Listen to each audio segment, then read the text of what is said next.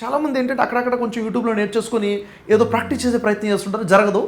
అనుకున్నది ఎప్పుడైతే జరగలేదో వాళ్ళు ఏదో మిస్టేక్స్ చేస్తుంటారు. అక్కడ ఏమైపోతుందంటే నమ్మకం పోతుంది వాళ్ళకి. ఎగ్జాక్ట్గా లా ఆఫ్ అట్రాక్షన్ ప్రాక్టీస్ చేసే వాళ్ళు కూడా ఎక్కడ మిస్టేక్స్ చేస్తున్నారు ఐడెంటిఫై చేసి 21 పాయింట్స్ డిజైన్ చేశారండి. ఓకే, చాలా అద్భుతంగా. దీన్ని కనుక పాయింట్ టు పాయింట్గా వాళ్ళు కనుక ప్రాక్టీస్ చేయడం మొదలు పెడితే అద్భుతమైన రిజల్ట్స్ రాబోతున్నాయి. ప్రతి వ్యక్తిలో కూడాను మీరు అనుకున్న ఎంత పెద్ద డ్రీమ్ అయినా కానీ మీ లైఫ్లోకి వస్తుంది. ఎంతోమంది అప్పుల పాలైనారు చూడు. అవును, ఈ లా ఆఫ్ అట్రాక్షన్ ద్వారా అప్పులు తీర్చొచ్చు. అవునండి. ఎందుకంటే అప్పులు చేయడానికి కారణం తన తప్పులే, అప్పులు తీర్చడానికి కారణం తన కాదు. ఎందుకంటే మన కళ్ళ ముందు జరిగిన సిద్ధార్థ్ కావేరిలో చనిపోయాడు. వాళ్ళ భార్య 70% తీర్చేసిందట ఆల్మోస్ట్. How it's possible? సూసైడ్తో అప్పులు పోలే కదా.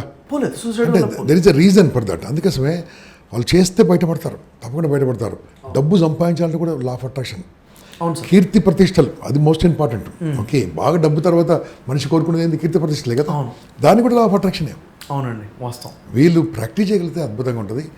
నేర్చుకొని మీ కోర్సులో చేరిన వాళ్ళందరికీ నా వినవి ఏంటంటే ఊరికే నేర్చుకొని ప్రాక్టీస్ చేయండి. ఓకే, ప్రాక్టీస్ చేస్తే బాగుంటుంది. 100% వస్తుంది, because it is scientific. What సైంటిఫికల్